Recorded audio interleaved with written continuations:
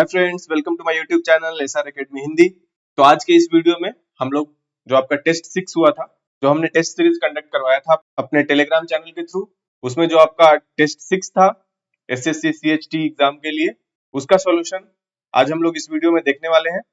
तो जिन लोगों ने भी इस टेस्ट सीरीज में पार्टिसिपेट किया था, जिन लोगों ने भी टेस्ट 6 लिखा था, आप लोग खुद से मैच करेंगे अपने आंसर शीट को और देखेंगे कि कहाँ पे आपका इंप्रूवमेंट का स्कोप बनता है, कौन कौन से आप इंपॉर्टेंट पॉइंट्स हैं जो नोट डाउन कर सकते हैं। तो चलिए आज का वीडियो शुरू करते हैं। और अगर आप लोग चैनल पे नए हैं तो चैनल को जरूर से जरूर सब्सक्राइब कर लीजिएगा। तो ये आपका टेस्ट 6 था। जिन लोगों ने भी टेस्ट सीरीज में पार्टिसिपेट किया होगा उनको ये पता होगा फॉर्मेट। तो टेस्ट 6 का पहला क्वेश्चन था, फर्स्ट का part A, write an essay in about 500 words on any one of the following. कौन कौन से टॉपिक थे आपके? Digital payment revolution in India, air pollution and its effect on public health, तीसरा टॉपिक था India and naxalism, a threat to internal security, चौथा topic था after rain comes sunshine. तो इनमें से एक टॉपिक सेलेक्ट करके उस पे आपको 500 वर्ड्स में एसे लिखना था। यहाँ मैं आप लोगों के लिए चारों टॉपिक्स पे एक एक एसे लेके आया हूँ, जिससे कि आपका चारों टॉपिक तैयार हो जाए। तो चलिए देखते हैं पहले टॉपिक पे। पहला टॉपिक था आपका digital payment revolution in India. तो इसमें हमने कौन सा कोट लिखा है? The future of money is digital and India is leading the way in this transformation. आगे इंट्रोडक्शन में लिखेंगे, India has witnessed a significant transformation in its payment ecosystem over the past decade. The shift from cash-based transactions to digital payments has been driven by technological advancements, government initiatives, and changing consumer behavior. The digital payment revolution in India has not only enhanced convenience but also contributed to financial inclusion, economic growth, and transparency in financial transactions. Next paragraph. The introduction of the Unified Payments Interface (UPI) in 2016 marked a turning point in India's digital payment landscape.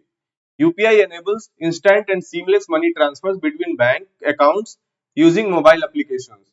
With its simple interface and zero transaction cost, UPI has become the preferred mode of payment for millions of Indians.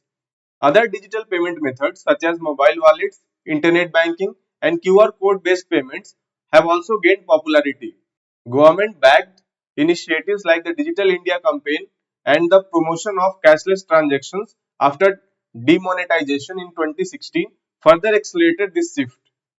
Next paragraph. One of the biggest advantages of digital payments is financial inclusion. Earlier, a large portion of India's population, especially in rural areas, had limited access to banking services.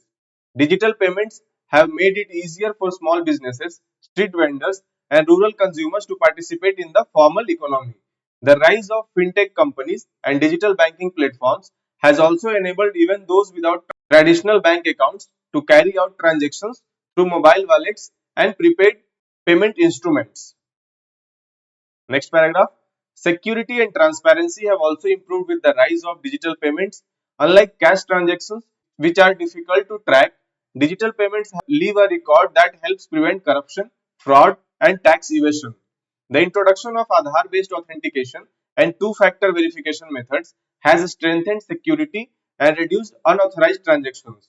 However, challenges such as cyber fraud, data privacy concerns, and internet accessibility in remote areas still need to be addressed. Next paragraph. Despite these challenges, the future of digital payments in India looks promising. With innovations like the e-rupee, India's digital currency, blockchain-based transactions, and the expansion of UPI beyond national borders, India is set to become a global leader in digital finance. As more people embrace technology and digital literacy improves, the reliance on cash is expected to decrease further. अब आते हैं conclusion पे। The digital payment revolution in India is not just about convenience, it is a step towards a more efficient, inclusive and transparent financial system. By addressing security challenges and ensuring widespread accessibility, India can continue to lead the world in digital payments and set an example for other developing nations. तो ये आपका first topic पे 500 words में इससे आपका complete होता है। दूसरा टॉपिक था air pollution and its effect on public health. इसमें हमने कोट कौन सा यूज किया है? When the air we breathe becomes a threat, our health and future are at risk. इसके आगे हम लोग इंट्रोडक्शन में लिखेंगे, air pollution is one of the most serious environmental problems affecting public health worldwide. In recent years the situation has worsened especially in developing countries like India, where industrialization, urbanization, and vehicular emissions have significantly contributed to poor air quality. The increasing levels of pollutants in the air are not only harming the environment but also posing a severe threat to human health. Next paragraph. The primary sources of air pollution include vehicle emissions, industrial discharge, construction dust, burning of fossil fuels, and agricultural activities such as stubble burning. These activities release harmful pollutants like carbon monoxide, nitrogen oxides, sulfur dioxide, particulate matter PM 2.5 and PM 10, and volatile organic compounds into the atmosphere. In cities with high traffic congestion and industrial hubs, the concentration of these pollutants is dangerously high, making it difficult for people to breathe clean air. Next paragraph. The impact of air pollution on public health is alarming. Exposure to polluted air can cause respiratory diseases such as asthma, bronchitis, and chronic obstructive pulmonary disease (COPD). Long-term exposure increases the risk of lung cancer, heart disease, and stroke. Fine particulate matter PM 2.5 can enter the bloodstream through the lungs, leading to cardiovascular problems and weakening the immune system. Children, the elderly, and individuals with pre-existing health conditions are the most vulnerable to the harmful effects of air pollution. Next paragraph. Air pollution also affects mental health and cognitive function. Studies have shown that prolonged exposure to polluted air can lead to stress, anxiety, and even reduced brain function. In children, it can impair cognitive development and lead to lower academic performance. Pregnant women exposed to high pollution levels are at a greater risk of complications such as premature birth and low birth weight in infants. Next paragraph. The situation worsens during winter when temperature inversion traps pollutants closer to the ground, leading to smog formation. In cities like Delhi, air quality often reaches hazardous levels, forcing schools to close, flights to be delayed, and people to stay indoors.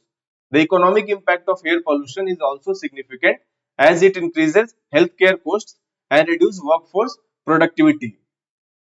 Next paragraph. To combat air pollution, strict measures need to be implemented. Promoting cleaner transportation such as electric vehicles, improving public transport, and encouraging cycling and walking can reduce vehicular emissions. Industries must adopt cleaner technologies and adhere to pollution control regulations. The government should enforce stricter emission norms, expand green cover by planting more trees, and promote renewable energy sources like solar and wind power. Public awareness campaigns can educate people about reducing personal contributions to air pollution, such as avoiding open burning and using energy efficient appliances. अब आते हैं conclusion पे. Air pollution is a crisis that demands immediate action. While governments and industries play a major role in controlling pollution, individuals can also contribute by making sustainable choices. Breathing clean air is a fundamental right, and ensuring it requires collective effort. If timely action is not taken, the long term consequences of air pollution will continue to harm public health and the environment, making the future more challenging for coming generations. तो इस तरह से दूसरे topic पे भी आपका 500 words में ऐसे कंप्लीट होता है. अब आते हैं थर्ड टॉपिक पे. थर्ड टॉपिक आपका था India and naxalism, a threat to internal security. इसमें हमने कौन सा कोट यूज किया है? A nation can not progress when its own people take up arms against it. इसके आगे हम लोग इंट्रोडक्शन में लिखेंगे, naxalism has been one of the biggest internal security challenges in India for several decades, originating as a peasant uprising in the village of Naxalbari, West Bengal in 1967. The movement soon spread to different parts of the country. What started as a fight for land rights and social justice turned into an armed rebellion against the state. Today, Naxalism remains a major threat to India's internal security, affecting development, governance, and the lives of millions. Next paragraph.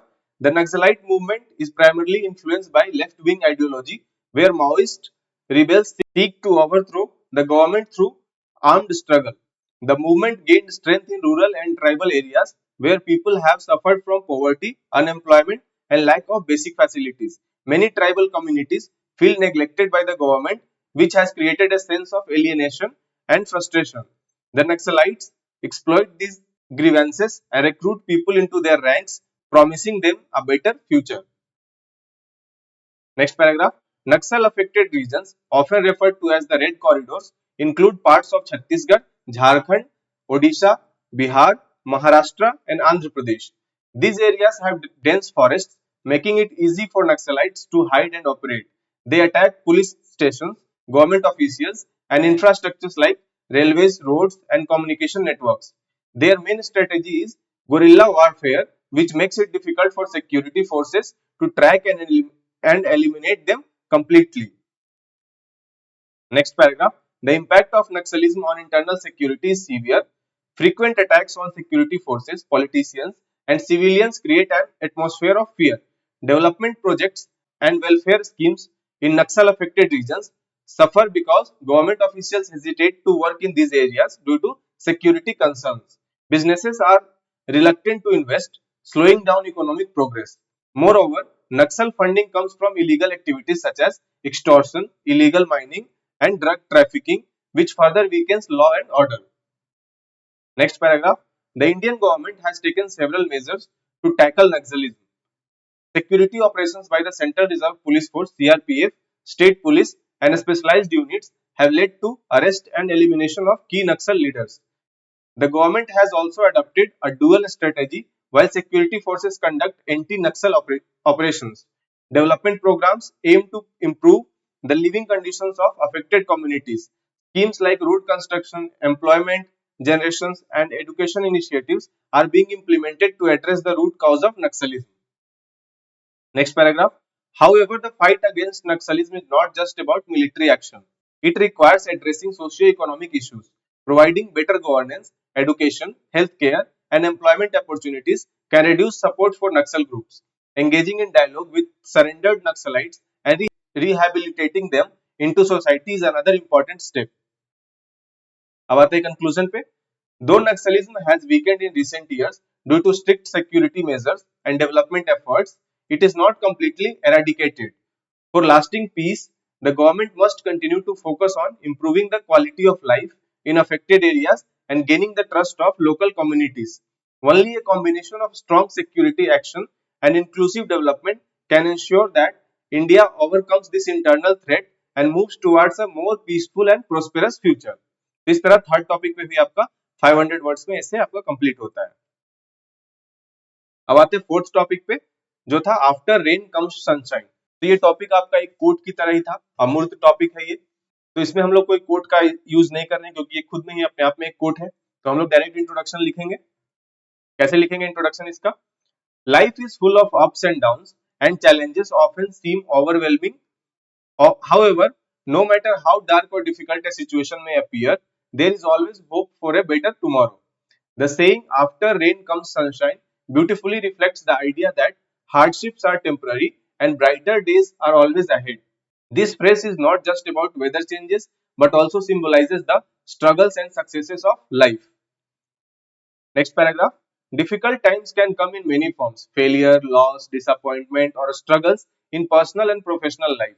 These moments often make people feel hopeless, just like dark clouds covering the sky during a heavy storm. However, just as no storm lasts forever, problems also pass with time. Patience, resilience, and determination help individuals move through difficult phases and reach a point of peace and success. History is full of examples where people have faced challenges but emerged stronger. Many great personalities, including scientists, leaders, and artists, have encountered failure before achieving greatness.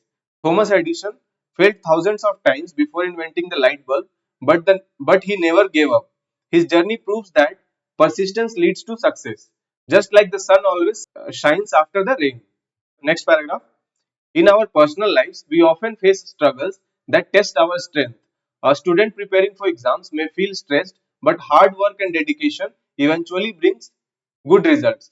A person dealing with a tough time in relationships or career may feel lost, but with time and effort, situations improve. The same applies to nations and societies.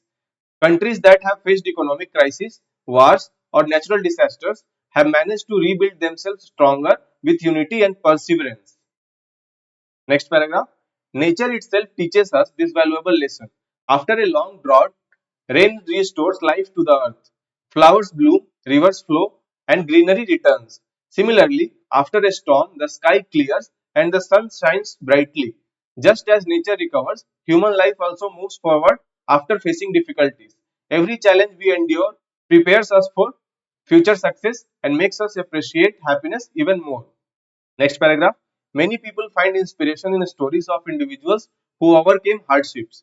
Abraham Lincoln, who faced numerous failures in his career, eventually became one of the greatest presidents of the United States.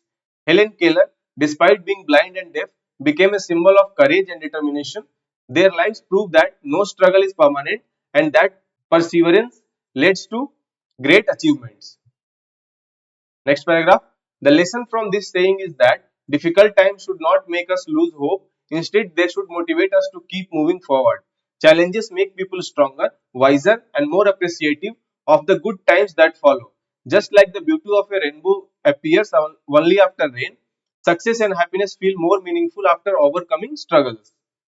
अब आते हैं conclusion पे. Therefore, whenever life seems tough, one should remember that the rain will stop and the sun will shine again. Every problem has a solution and every hardship leads to a new beginning. With courage, hope and patience, one can turn any storm into a story of triumph. तो इस तरह आपका 500 words में fourth topic पे भी आपका ऐसे complete होता है. तो ये था आपका ऐसे के चार टॉपिक और उन चारों टॉपिक पे हमने ऐसे देख लिया कि अगर इन्हीं टॉपिक पे या इससे मिलते जुलते टॉपिक पे अगर ऐसे आता है तो आप इसको कैसे लिख सकते हैं. अब आते हैं क्वेश्चन नंबर 1 पार्ट बी. निम्नलिखित में से किसी एक विषय पर लगभग 500 शब्दों में निबंध लिखिए. तो हिंदी निबंध के लिए आपका कौन कौन सा टॉपिक था? स्किल इंडिया, युवाओं के लिए सुनहरा अवसर. दूसरा टॉपिक था आपका भाषाई विविधता और भारत. तीसरा टॉपिक था जल संरक्षण हमारी जिम्मेदारी. और चौथा टॉपिक था आपका खेल और व्यक्तित्व विकास. तो इन चारों टॉपिक में से एक टॉपिक सेलेक्ट करके आपको 500 शब्दों में निबंध लिखना था हिंदी में. तो मैं आप लोगों के लिए इन चारों टॉपिक्स पे मॉडल निबंध लेके आया हूं जिससे कि आपका ये चारों टॉपिक रेडी हो जाए आपके लिए. तो आपका पहला टॉपिक था स्किल इंडिया, युवाओं के लिए सुनहरा अवसर. तो इसकी शुरुआत हमने की है इस कोट के साथ, कौशल विकास ही सशक्त भारत की नींव है. इस कोट के साथ हमने स्टार्ट किया है. आगे भूमिका में लिखेंगे भारत विश्व का सबसे युवा देश है जहां जनसंख्या का बड़ा हिस्सा युवा है. यदि इन युवाओं को सही मार्गदर्शन और प्रशिक्षण मिले तो वे देश की प्रगति में अहम योगदान दे सकते हैं. इसी उद्देश्य को ध्यान में रखते हुए भारत सरकार ने 2015 में स्किल इंडिया अभियान की शुरुआत की. यह योजना युवाओं को विभिन्न प्रकार के व्यावसायिक और तकनीकी कौशल सिखाने के लिए बनाई गई है ताकि वे न केवल रोजगार पा सकें बल्कि स्वरोजगार के माध्यम से आत्मनिर्भर भी बन सकें. Next paragraph. भारत में लंबे समय से एक बड़ी समस्या रही है कि शिक्षा तो दी जाती है लेकिन व्यवहारिक कौशल पे अधिक ध्यान नहीं दिया जाता. इससे पढ़े लिखे युवा भी सही रोजगार पाने में कठिनाई महसूस करते हैं. स्किल इंडिया अभियान इसी कमी को दूर करने के लिए लाया गया है. इसका उद्देश्य युवाओं को उनकी रुचि और योग्यता के अनुसार प्रशिक्षण देना है जिससे वे उद्योगों की जरूरतों के अनुरूप कुशल बन सकें. Next paragraph. इस योजना के तहत प्रधानमंत्री कौशल विकास योजना शुरू की गई जिसमें विभिन्न क्षेत्रों में प्रशिक्षण दिया जाता है. इस योजना के अंतर्गत mechanic, electrician, plumber, computer operator, tailoring, beautician, food processing, digital marketing जैसे अनेक कौशल सिखाए जाते हैं. प्रशिक्षण पूरा करने के बाद युवाओं को प्रमाण पत्र दिया जाता है जिससे उन्हें रोजगार के बेहतर अवसर मिलते हैं. इसके अलावा यह योजना महिलाओं और दिव्यांगों को भी ध्यान में रखकर बनाई गई है ताकि वे भी आत्मनिर्भर बन सकें. Next paragraph. स्किल इंडिया ने अब तक लाखों युवाओं को प्रशिक्षित किया है और उन्हें रोजगार के अवसर उपलब्ध कराए हैं. देश में कई प्रशिक्षण केंद्र खोले गए हैं जहां आधुनिक तकनीकों का उपयोग करके युवाओं को प्रशिक्षण दिया जाता है. इसके अलावा राष्ट्रीय अप्रेंटिसशिप योजना और अन्य सरकारी एवं निजी संस्थाएं भी इस अभियान का हिस्सा बन रही है. कई बहुराष्ट्रीय कंपनियां भी इस योजना से जुड़कर प्रशिक्षित युवाओं को रोजगार देने का कार्य कर रही है. Next paragraph. हालांकि इस योजना को पूरी तरह सफल बनाने के लिए कुछ चुनौतियां भी हैं. सबसे बड़ी चुनौती यह है कि ग्रामीण क्षेत्रों में जागरूकता की कमी के कारण बहुत से युवा इस योजना का लाभ नहीं उठा पा रहे हैं. इसके अलावा प्रशिक्षित युवाओं को रोजगार दिलाने के लिए उद्योगों और कंपनियों के साथ बेहतर समन्वय की आवश्यकता है. कई बार देखा गया है कि प्रशिक्षण के बाद भी लोगों को उनकी योग्यता के अनुसार नौकरी नहीं मिलती जिससे वे निराश हो जाते हैं. इसके साथ ही प्रशिक्षकों की गुणवत्ता भी एक बड़ा मुद्दा है जिसे सुधारने की आवश्यकता है. Next paragraph. इन चुनौतियों को दूर करने के लिए सरकार को और अधिक जागरूकता अभियान चलाने होंगे जिससे ग्रामीण और पिछड़े क्षेत्रों के लोग भी इस योजना का लाभ उठा सकें. साथ ही उद्योगों को भी इस योजना से जोड़ा जाना चाहिए ताकि प्रशिक्षित युवाओं को सीधे रोजगार के अवसर मिल सके। इसके अलावा कौशल प्रशिक्षण को नए उद्योगों और वैश्विक तकनीकों के अनुरूप अपडेट किया जाना चाहिए ताकि युवा तेजी से बदलती दुनिया में प्रतिस्पर्धा कर सकें। नेक्स्ट पैराग्राफ, यदि स्किल इंडिया अभियान को सही दिशा में और मजबूती से आगे बढ़ाया जाए तो यह भारत के युवाओं के लिए सुनहरा अवसर साबित होगा। इससे न केवल बेरोजगारी कम होगी बल्कि देश की अर्थव्यवस्था भी मजबूत होगी। जब युवा आत्मनिर्भर बनेंगे तो भारत आत्मनिर्भरता की ओर तेजी से अग्रसर होगा। सही मायनों में स्किल इंडिया अभियान भारत को एक विकसित और सशक्त राष्ट्र बनाने की दिशा में एक महत्वपूर्ण कदम है। तो इस तरह पहले टॉपिक पे आपका 500 शब्दों में निबंध समाप्त होता है। दूसरा टॉपिक था आपका भाषाई विविधता और भारत। इसमें हमने कौन सा कोट यूज किया है, भाषा केवल संचार का माध्यम नहीं बल्कि हमारी सांस्कृतिक धरोहर भी होती है। इसके आगे हम लोग भूमिका में लिखेंगे, भारत एक बहुभाषी देश है जहां सैकड़ों भाषाएं और बोलियां बोली जाती हैं। इसकी भाषाई विविधता ही इसकी सांस्कृतिक पहचान को और मजबूत बनाती है। भारत में भाषा न केवल अभिव्यक्ति का साधन है बल्कि यह विभिन्न परंपराओं, रीति रिवाजों और संस्कृतियों का भी प्रतीक है। यही कारण है कि भारत को भाषाओं का संगम कहा जाता है। अगला पैराग्राफ, भारतीय संविधान की 8वीं अनुसूची में 22 भाषाओं को मान्यता दी गई है जिनमें हिंदी, बंगाली, तमिल, तेलुगु, मराठी, गुजराती, पंजाबी, कन्नड़ और मलयालम जैसी प्रमुख भाषाएं शामिल हैं। हिंदी देश की राजभाषा है जबकि अंग्रेजी सह राजभाषा के रूप में उपयोग होती है। इसके अलावा भारत में लगभग 19,500 भाषाएं और बोलियां बोली जाती हैं जो इसकी अद्भुत भाषाई विविधता को दर्शाती है। विभिन्न राज्यों में अपनी अपनी क्षेत्रीय भाषाएं हैं जो वहां की संस्कृति और परंपराओं को संजोकर रखती हैं। अगला पैराग्राफ, भाषाई विविधता का भारत पर सकारात्मक प्रभाव पड़ा है। यह विभिन्न समुदायों और संस्कृतियों को जोड़ने का काम करती है। प्रत्येक भाषा अपने आप में एक समृद्ध साहित्य, संगीत, नृत्य और कला का खजाना समेटे हुए है। भाषाई विविधता भारत को वैश्विक मंच पर एक विशेष पहचान दिलाती है क्योंकि यहाँ के लोग बहुभाषी होते हैं और विभिन्न भाषाओं में संवाद स्थापित करने में सक्षम होते हैं। इसके कारण भारत व्यापार, पर्यटन और सांस्कृतिक आदान प्रदान के लिए एक महत्वपूर्ण केंद्र बना हुआ है। अगला पैराग्राफ, हालांकि इतनी भाषाई विविधता होने के बावजूद कई चुनौतियां भी सामने आती हैं। क्षेत्रीय भाषाओं की बढ़ती उपेक्षा, अंग्रेजी का अत्यधिक प्रभाव और भाषाई असमानता जैसी समस्याएं उत्पन्न हो रही हैं। कई बार भाषा के आधार पर भेदभाव और मतभेद भी देखने को मिलते हैं जो सामाजिक समरसता के लिए बाधा बन सकते हैं। शिक्षा और रोजगार के क्षेत्र में अंग्रेजी का वर्चस्व बढ़ने से कई भारतीय भाषाएं लुप्त होने की कगार पर है। नई पीढ़ी मातृभाषा के बजाय अंग्रेजी या अन्य प्रमुख भाषाओं को प्राथमिकता देने लगी है जिससे भाषाई असंतुलन पैदा हो रहा है। अगला पैराग्राफ, भारत सरकार और विभिन्न राज्य सरकारें भाषाई विविधता को संरक्षित करने के लिए कई प्रयास कर रही है। नई शिक्षा नीति 2020 के तहत मातृभाषा में प्राथमिक शिक्षा देने पर जोर दिया गया है जिससे बच्चों की सोचने और समझने की क्षमता को बढ़ावा मिलेगा। इसके अलावा भारतीय भाषाओं को प्रोत्साहित करने के लिए साहित्यिक संगोष्ठियां, सांस्कृतिक कार्यक्रम और अनुवाद परियोजनाएं चलाई जा रही हैं। डिजिटल युग में भारतीय भाषाओं के लिए नए सॉफ्टवेयर और टूल विकसित किए जा रहे हैं जिससे लोगों को अपनी भाषा में जानकारी प्राप्त करने में आसानी हो। अगला पैराग्राफ, भाषाओं की रक्षा और उनके प्रचार प्रसार के लिए आम नागरिकों को भी आगे आना चाहिए। हमें अपनी मातृभाषा को गर्व से अपनाना चाहिए और आने वाली पीढ़ियों को भी इसके महत्व से अवगत कराना चाहिए। स्कूलों और कॉलेजों में क्षेत्रीय भाषाओं को प्रोत्साहित करने के लिए विशेष कार्यक्रम चलाए जाने चाहिए। इसके साथ ही हमें अपने दैनिक जीवन में भी भारतीय भाषाओं का अधिक उपयोग करना चाहिए। अगला पैराग्राफ, अब आते हैं निष्कर्ष पे। भाषाई विविधता ही भारत की पहचान है और इसे सहेजना हम सबकी जिम्मेदारी है। यदि हम अपनी भाषाओं को संरक्षित करने में सफल होते हैं तो भारत की सांस्कृतिक धरोहर भी हमेशा सुरक्षित रहेगी और देश की एकता को भी मजबूती मिलेगी। भाषाएं न केवल संवाद का माध्यम है बल्कि वे हमारी परंपराओं और भावनाओं की अभिव्यक्ति का सबसे महत्वपूर्ण साधन भी है। तो इस तरह आपका 500 शब्दों में दूसरे टॉपिक पे भी निबंध समाप्त होता है। तीसरा टॉपिक था आपका जल संरक्षण हमारी जिम्मेदारी। तो इसके लिए हमने कौन सा कोट यूज किया है, जल ही जीवन है, इसकी हर बूंद अनमोल है। इसके आगे हम लोग भूमिका में लिखेंगे, जल पृथ्वी पर जीवन का आधार है, इसके बिना किसी भी जीव का अस्तित्व संभव नहीं है। लेकिन बढ़ती जनसंख्या, शहरीकरण और जल के अत्यधिक दोहन के कारण जल संकट गंभीर रूप लेता जा रहा है। भारत सहित विश्व के कई देश जल की कमी से जूझ रहे हैं। ऐसे में जल संरक्षण केवल आवश्यकता ही नहीं बल्कि हमारी सामाजिक और नैतिक जिम्मेदारी भी बन गई है। अगला पैराग्राफ, भारत में सदियों से जल संरक्षण की परंपरा रही है। पुराने समय में बावड़ियां, तालाब, कुएं और झीलों का निर्माण किया जाता था जिससे जल संग्रहण और पुनर्भरण सुनिश्चित हो सके। लेकिन आधुनिक समय में बढ़ती जल मांग, औद्योगिकीकरण और अति दोहन के कारण भूजल स्तर लगातार गिरता जा रहा है। प्राकृतिक जल स्रोत जैसे नदियां, झीलें, झरने और भूमिगत जल भंडार लगातार प्रदूषित और समाप्त हो रहे हैं। औद्योगिकीकरण के कारण जल स्रोतों में रसायनों और प्लास्टिक का बढ़ता कचरा इसे और भी दूषित कर रहा है। इसके अलावा आधुनिक कृषि में अंधाधुंध जल उपयोग, जल संचयन के प्रति उदासीनता और वर्षा जल का उचित प्रबंधन न होने के कारण जल संकट और गहरा होता जा रहा है। अगला पैराग्राफ, भारत में जल संकट के कई प्रमुख कारण हैं। अनियंत्रित भूजल दोहन के कारण कई क्षेत्रों में जल जल स्तर तेजी से गिर रहा है।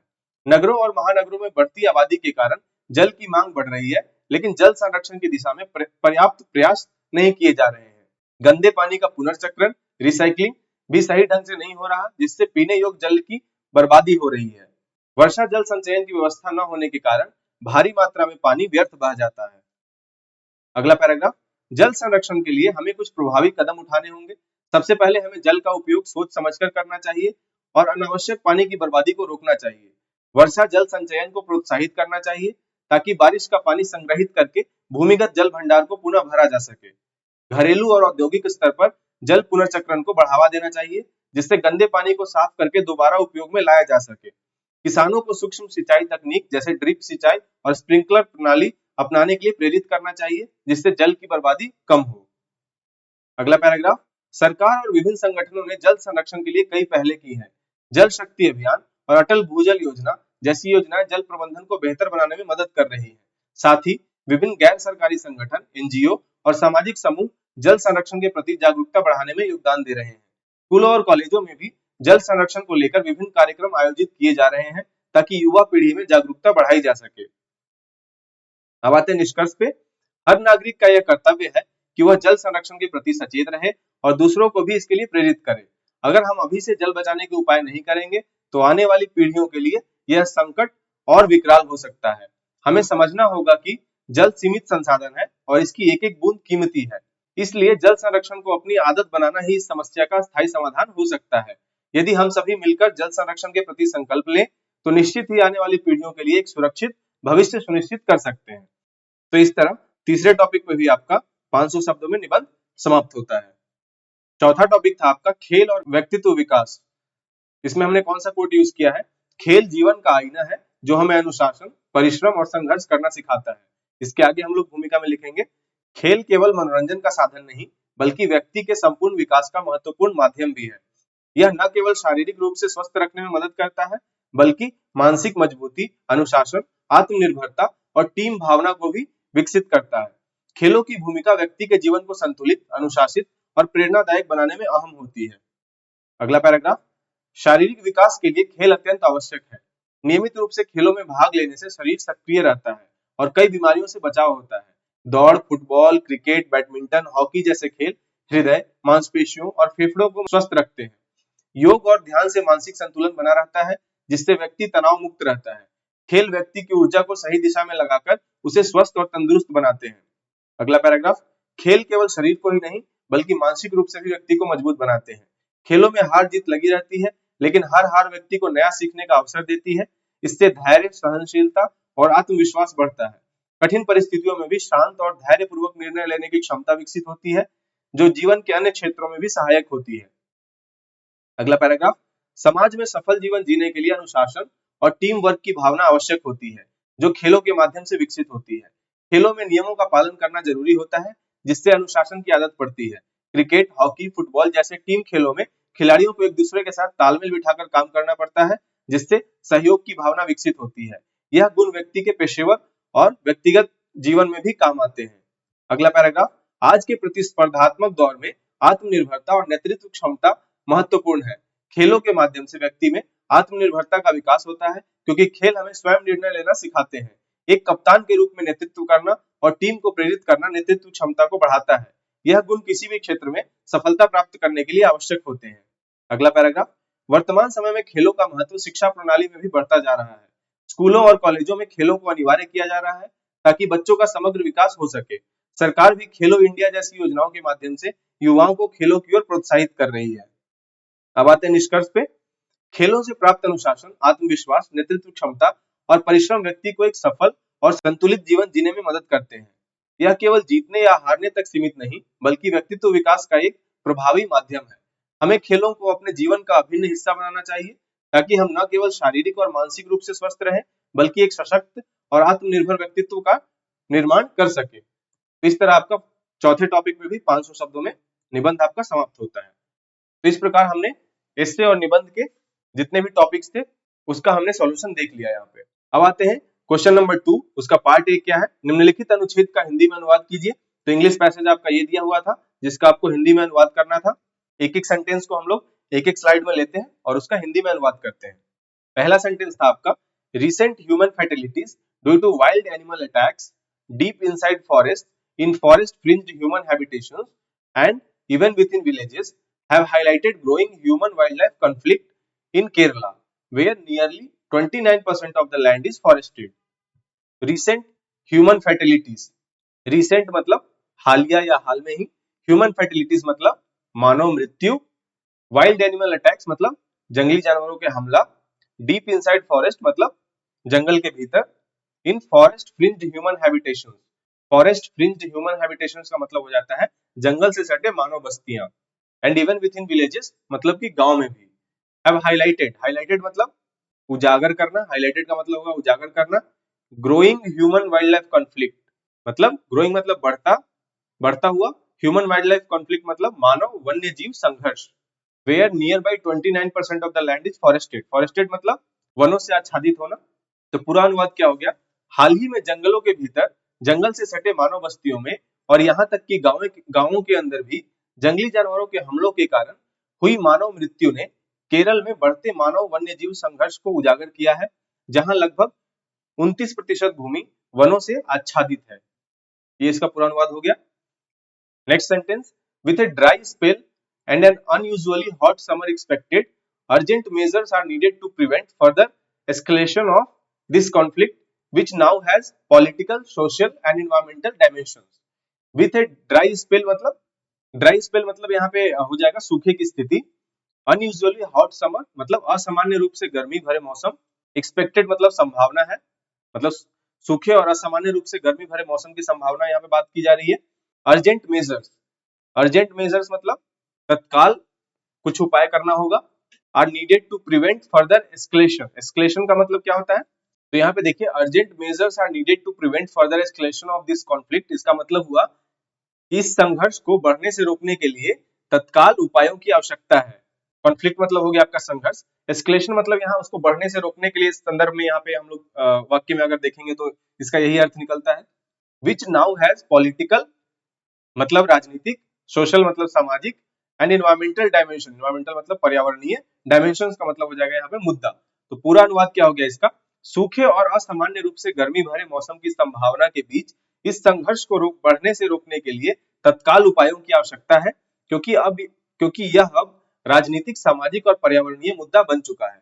Next sentence, the Kerala government is facing criticism for its perceived inability to manage wild life.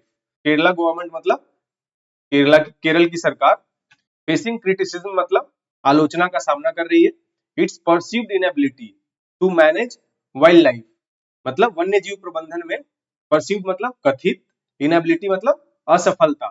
तो पूरा अनुवाद क्या हो गया, केरल सरकार को वन्य जीव प्रबंधन में कथित असफलता के कारण आलोचना का सामना करना पड़ रहा है। Next sentence, groups such as the Kerala independent farmers association KIFA and sections of the church advocate for culling wildlife, citing an alleged population boom.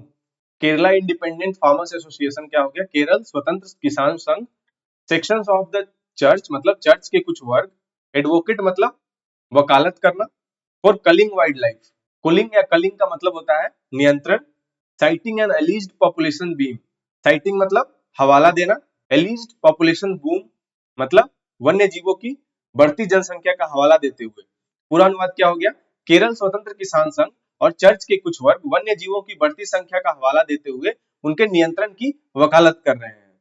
Next sentence, however forest department data suggest otherwise, the wild elephant population linked to 18% of human fatalities has declined by 7%. Forest department मतलब one विभाग, data मतलब data ही लिखेंगे, suggest मतलब संकेत देना, wild elephant मतलब जंगली हाथी, पॉपुलेशन मतलब क्या हो गया जनसंख्या, लिंक्ड मतलब जुड़ा हुआ, ह्यूमन फर्टिलिटीज मतलब मानव मौतों या मानव मृत्यु, डिक्लाइन मतलब घट जाना। तो पूरा अनुवाद क्या हो गया, हालांकि वन विभाग के आंकड़े इसके विपरीत संकेत देते हैं, अदरवाइज के लिए हम विपरीत संकेत देते हैं, जंगली हाथियों की आबादी जो मानव मौतों के 18% मामलों से जुड़ी है 7% तक घट गई है। Next sentence, snake bites responsible for 75% of wildlife related deaths have fallen from 113 in 2012 to 34 in 2023। Snake bites का आपका क्या हो गया, सर्पदंश या सांप के काटने से, रेस्पॉन्सिबल मतलब जिम्मेदार, वाइल्ड लाइफ रिलेटेड डेथ मतलब वन्य जीवों से जुड़ी कुल मौतें, हैव फॉलन मतलब घट गई है। तो पूरा अनुवाद क्या हो गया आपका, सर्पदंश से होने वाली मौतें जो वन्य जीवों से जुड़ी कुल मौतों का 75% है, 2012 में 113 से घटकर 2023 में 34 रह गई है। Next paragraph, overall human deaths from wild life encounters have decreased from 146 in 2018 to 57 last year, yet this is no cause for complacency. तो ओवरऑल मतलब क्या हो गया, कुल मिलाकर, ह्यूमन डेथ्स मतलब मानव मृत्यु, वाइल्ड लाइफ एनकाउंटर्स मतलब मानव वन्यजीव संघर्ष, डिक्रीज मतलब घट जाना, yet this is no cause for complacency का मतलब हो जाएगा लेकिन फिर भी इसे इसे लेकर हमें संतुष्ट नहीं रहना चाहिए या फिर निश्चिंत इसको लेकर रहा नहीं जा सकता। तो पूरा अनुवाद हो गया, कुल मिलाकर वन्य जीवों के हमलों से होने वाली मानव मौतें 2018 में 146 से घटकर पिछले वर्ष 57 रह गई है, फिर भी इसे लेकर निश्चिंत नहीं रहा जा सकता या संतुष्ट नहीं रहा जा सकता। Next sentence, a concerning trend is that many victims are from tribal communities traditionally adept at coexisting with wildlife। Concerning मतलब चिंताजनक, ट्रेंड मतलब प्रवृत्ति, मेनी विक्टिम्स मतलब कई पीड़ित, ट्राइबल कम्युनिटीज मतलब आदिवासी समुदाय, ट्रेडिशनली मतलब पारंपरिक रूप से, एडेप्ट मतलब होता है निपुण या पारंगत, को एग्जिस्टिंग मतलब होता है सह अस्तित्व, वाइल्ड लाइफ मतलब वन्य जीव। तो पूरा अनुवाद क्या हो गया, एक चिंताजनक प्रवृत्ति यह है कि कई पीड़ित आदिवासी समुदायों से है जो परंपरागत रूप से वन्य जीवों के साथ सह अस्तित्व में रहने में निपुण रहे हैं। Next sentence, the government should investigate this as part of its newly announced mission to document and assess the traditional knowledge of Kerala's 36 tribal communities in tackling wildlife encounters। Government मतलब आपका हो गया सरकार, इन्वेस्टिगेट मतलब जांच करनी चाहिए, newly announced mission मतलब हाल ही में घोषित मिशन, टू डॉक्यूमेंट मतलब दस्तावेजीकरण, एसेस एसेस मतलब आपका होता है मूल्यांकन करना, ट्रेडिशनल नॉलेज मतलब पारंपरिक ज्ञान, ट्राइबल मतलब हो गया आदिवासी, कम्युनिटीज मतलब समुदाय, टैकलिंग मतलब आपका हो गया निपटना, वाइल्ड लाइफ एनकाउंटर्स मतलब हो गया वन्य जीव संघर्ष। पूरा अनुवाद क्या हो गया, सरकार को इसे अपनी हाल ही में घोषित मिशन का हिस्सा बनाकर जांच करनी चाहिए जिसका उद्देश्य केरल के 36 आदिवासी समुदायों के वन्य जीव संघर्षों से निपटने संबंधी पारंपरिक ज्ञान का दस्तावेजीकरण और मूल्यांकन करना है। तो ये आपका इंग्लिश का पैसेज था जिसका हमने हिंदी अनुवाद देख लिया। अब क्वेश्चन नंबर 2 का पार्ट बी था, translate the following passage into English. तो आपका हिंदी में एक अनुच्छेद दिया हुआ था जिसका आपको इंग्लिश में ट्रांसलेशन करना था। तो हम लोग एक एक वाक्य को एक एक स्लाइड में लेते हैं और उसका इंग्लिश में ट्रांसलेशन करते हैं। पहला वाक्य है आपका, देश में नई शिक्षा नीति 4 वर्ष पहले लागू की गई थी। The new education policy was implemented in the country 4 years ago। लागू करना का क्या हो जाता है, इम्प्लीमेंटेड। अगला वाक्य है, अब उसका तेजी से क्रियान्वयन हो रहा है लेकिन तमिलनाडु जैसे कुछ राज्य अपने चुनावी हित के लिए भाषा के नाम पर इसमें अड़ंगा लगा रहे हैं। क्रियान्वयन का क्या हो जाएगा, इम्प्लीमेंटेशन। अब उसका तेजी से क्रियान्वयन हो रहा है, now it's implementation is accelerating. Accelerating यहाँ पे क्यों यूज किया गया, तेजी से के लिए। But some states like Tamil Nadu, लेकिन तमिलनाडु जैसे कुछ राज्य, आर ऑब्स्ट्रक्टिंग, ऑब्स्ट्रक्टिंग मतलब अड़ंगा लगाने के लिए हम लोग लिख रहे हैं, obstructing it in the name of language मतलब भाषा के नाम पर, for their electoral interest. Electoral interest मतलब क्या हो गया, चुनावी हित। अगला वाक्य है, उनका यह रवैया ठीक नहीं है क्योंकि देश की शिक्षा व्यवस्था में समकक्षता तथा स्तरीय समानता लाना परम आवश्यक है। उनका यह रवैया ठीक नहीं है, there approach is not right. Approach मतलब रवैया, नॉट राइट मतलब ठीक नहीं है, क्योंकि देश की शिक्षा व्यवस्था में समकक्षता, समकक्षता का क्या हो गया, इक्विवेलेंस, तथा स्तरीय समानता मतलब स्टैंडर्ड यूनिफॉर्मिटी परम आवश्यक है मतलब इट इज एसेंशियल। तो पूरा अनुवाद क्या हो गया, their approach is not right as it is essential to bring equivalence and standard uniformity to the country's education system. अगला वाक्य है, इसमें दो राय नहीं है कि सभी राज्यों के अधिकारियों और विशेषज्ञों के सहयोग से बनी नई शिक्षा नीति देश की शिक्षा प्रणाली को भारत की संस्कृति और ज्ञान परंपरा से जोड़ने में पूरी तरह सक्षम है। There is no doubt that the new education policy, developed with the cooperation of officials and experts from all states, is fully capable of connecting the country's education system with India's culture and knowledge tradition. Cooperation मतलब हो गया आपका सहयोग, officials मतलब अधिकारी, experts मतलब हो गया विशेषज्ञ, फुल्ली कैपेबल मतलब पूरी तरह से सक्षम होना, कनेक्टिंग मतलब जोड़ना, कंट्रीज एजुकेशन सिस्टम मतलब देश की शिक्षा व्यवस्था, और कल्चर एंड नॉलेज ट्रेडिशन मतलब संस्कृति और ज्ञान परंपरा। अगला वाक्य है, यह ज्ञान सृजन में भारत की अग्रणी भागीदारी भी लक्षित करती है। ज्ञान सृजन का आपका क्या हो जाएगा, नॉलेज क्रिएशन, अग्रणी भागीदारी मतलब लीडिंग पार्टिसिपेशन। तो पूरा अनुवाद क्या हो गया, it also AIIMS for India leading participation in knowledge creation. AIIMS मतलब हो गया लक्षित करना, it also AIIMS for India leading participation in knowledge creation. अगला वाक्य है, इसमें ऐसी भावी पीढ़ी तैयार करने की क्षमता है जो भारत के प्रति समर्पित होगी और उसकी विविधता में एकता को साकार कर विश्व के समक्ष उदाहरण बनकर प्रस्तुत कर सकने की सामर्थ्य से परिपूर्ण होगी। It has the potential, potential मतलब क्षमता, to prepare a future generation, future generation मतलब भावी पीढ़ी, प्रिपेयर मतलब तैयार करना, दैट विल बी डेडिकेटेड मतलब डेडिकेटेड मतलब समर्पित, टू इंडिया मतलब भारत को समर्पित, एंड विल एम्बॉडी, एम्बॉडी मतलब होता है साकार करना, इट्स यूनिटी इन डाइवर्सिटी मतलब विविधता में एकता, setting an example for the world मतलब विश्व के समक्ष एक उदाहरण प्रस्तुत करेगा।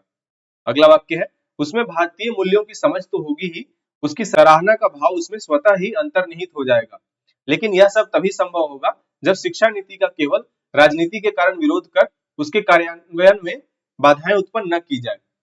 It will not only have an understanding of Indian values, Indian values मतलब भारतीय मूल्यों का, but will also inherently develop an appreciation for them.